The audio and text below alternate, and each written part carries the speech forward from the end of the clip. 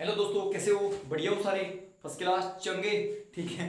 तो दोस्तों जैसे कि आज आपका सेकंड चैप्टर चला हुआ था, ये क्लास ट्वेल्थ के लिए है।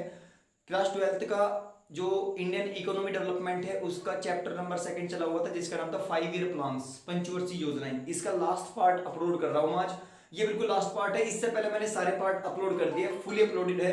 आप लोग जब चाहो देख सकते हो, ठीक है। नो कॉस्ट से फ्री है बिल्कुल। उसके बाद अगर आज हम देखें, आज हम डिस्कस क्या करेंगे, तो आज हम डिस्कस करेंगे failures of planning in India, यानी कि वे योजनाएं जो फेल हुई, यानी कि सक्सेसफुल नहीं हुई, वो फेल हुई, इसीलिए बोला गया failure of planning in India. समझ रहे? यानी कि जो फेलियर प्लानिंग थी, जो सोचे गया था वो नहीं हुआ, उसके बिल्कुल एंटी हुआ।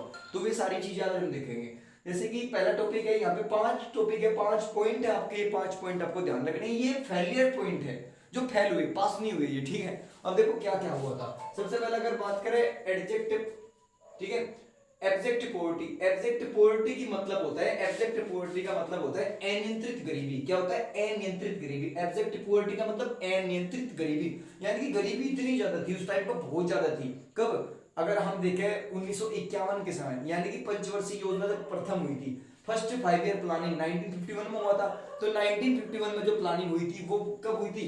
ध्यान रखना, 1951 में जो प्लानिंग हुई थी मेरे भाई, उसमें अगर देखा जाए तो इतनी ज्यादा पॉवर्टी थी, बहुत ज्यादा। इसी का नाम दिया गया एब्जेक्ट पॉवर्टी, यानी कि अनियंत्रित गरीबी।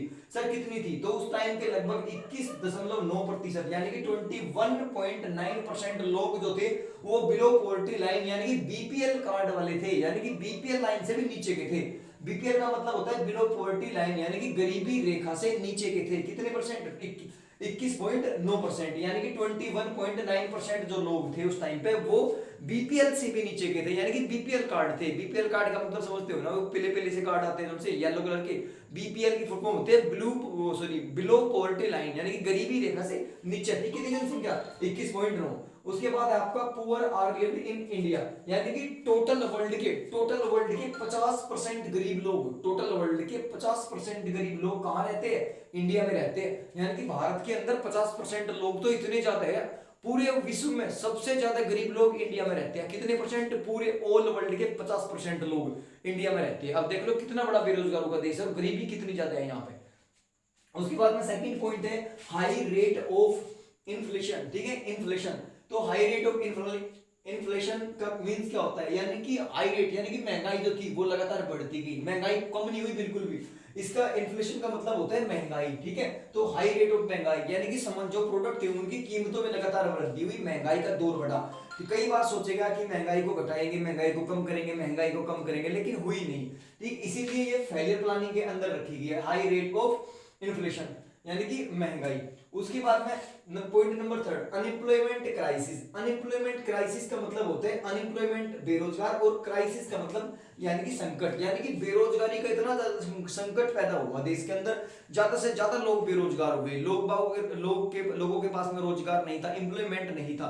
जब ज्यादा से ज्यादा लोगों के पास एम्प्लॉयमेंट की फैसिलिटी नहीं थी, यानी कि एम्प्लॉयमेंट, रोजगार, नौकरियां थी नहीं उनके पास में, तो उनको बोलेगा अनएम्प्लॉयमेंटेड पर्सन, यानी कि अनएम्प्लॉयमेंट क्राइसिस पैदा हो गया इससे। और कितना हुआ? यानी कि फर्स्ट ईयर प्लान के अंदर केवल और केवल 53 लाख अनएम्प्लॉयड थे, यानी कि 53 लाख जो थे वो बिना नौकरी वाले थे, यानी कि बेरोजगार लोग कितने थे उस टाइम पे? 53%। और अगर हम 11th 5 ईयर प्लान की बात करें, 11th 5 ईयर प्लान लगभग 2010 के आसपास था। तो 2010 यानी 11th 5 ईयर प्लान के अंदर यही संख्या बढ़कर कितनी होगी? 4 करोड़ अनएम्प्लॉयमेंट, ठीक है, अनएम्प्लॉयड, यानी कि 4 करोड़ हो गए। 53 लाख से बढ़कर 4 करोड़ हो गए बेरोजगार। कितने ज्यादा बढ़े? यानी कि हमने बेरोजगारी को भी सक्सेसफुल नहीं किया, हमने लोगों को रोजगार नहीं प्रोवाइड किया, हम यहाँ पे भी फैल ही रहे। उसके बाद में आते हैं पॉइंट नंबर 4, यानी कि अनएडुकेट इंफ्रास्ट्रक्चर। अनएडुकेट इंफ्रास्ट्रक्चर का मतलब होता है बहुत ही कम इंफ्रास्ट्रक्चर। इंफ्रास्ट्रक्चर का मतलब जैसे बिल्डिंग्स वगैरह बनानी, पुल बनाने, ठीक है, पुल बनाने, ब्रिज वगैरह बनाने, और रेलवे स्टेशन, ट्रैक्स वगैरह, हॉस्पिटल, कॉलेज, ठीक है, ये सारी चीजें, यानी कि विनिर्माण जो भी होगा, जो भी इंफ्रास्ट्रक्चर का काम होता है वो आप समझते हो, ठीक है।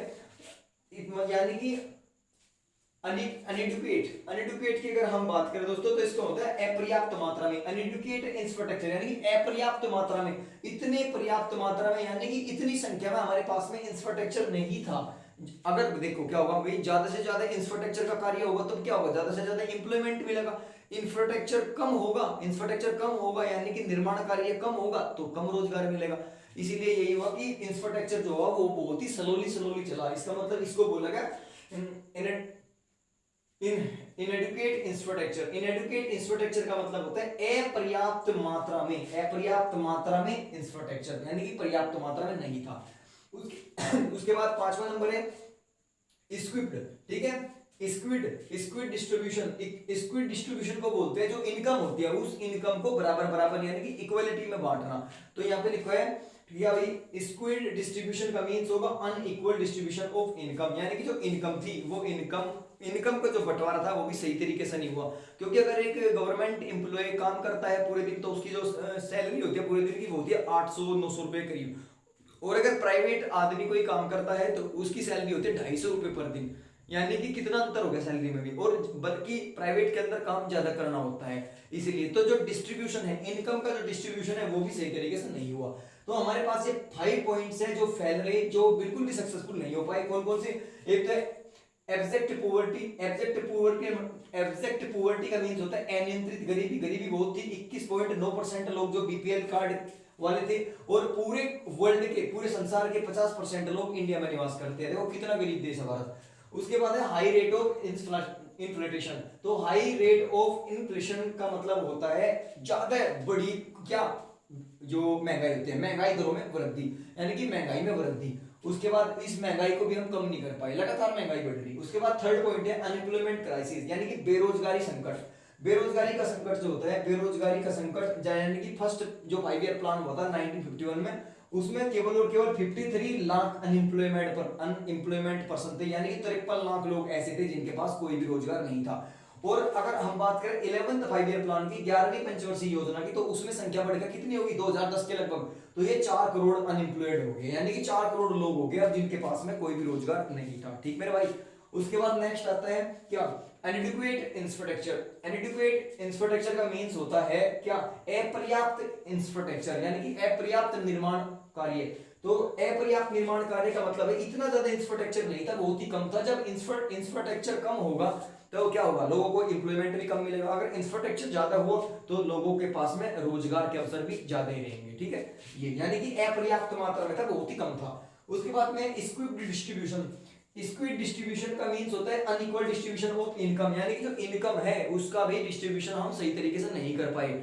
ठीक है, मैंने एग्जांपल दिया एक गवर्नमेंट एम्प्लॉय का, एक प्राइवेट एम्प्लॉय का। गवर्नमेंट एम्प्लॉय पूरे दिन काम करता है, उसको पूरे दिन का पे मिलता है 800 रुपए, और प्राइवेट आदमी अगर कोई काम करता है तो उसको पूरे दिन का पे मिलता है 250 रुपए। यानी कि हमारा जो इनकम का जो डिस्ट्रीब्यूशन है वो भी सही तरीके से नहीं कर पाए हम लोग। तो ये क्राइसिस थे, ये वे फेलियर प्लान थे जो सक्सेसफुल नहीं हो पाए। इसी के साथ आज का ये चैप्टर यहीं पर कंप्लीट होता है, और कल अगर मैं बात करूं तो चैप्टर नंबर 3 मैं आपके सामने पेश करूंगा, सारी डाल देंगे इंडियन इकोनॉमी डेवलपमेंट। कोई टॉपिक अगर समझ में ना आया हो, नोट्स वगैरह चाहते हो आपको, तो आप मुझे पर्सनली मेल वगैरह कर ले, व्हाट्सएप में मैसेज छोड़ दे, मुझे कॉल वगैरह कर ले। ठीक है दोस्तों, मिलते हैं कल, तब तक के लिए नमस्कार।